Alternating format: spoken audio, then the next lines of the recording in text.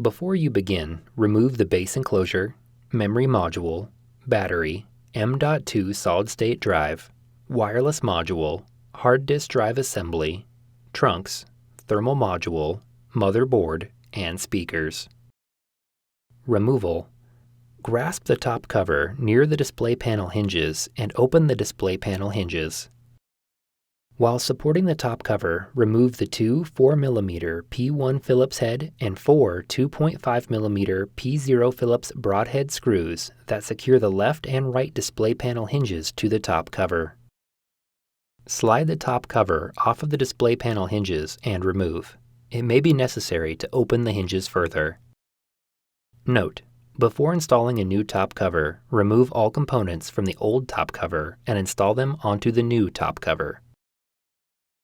Reverse this procedure to install the display panel assembly or top cover.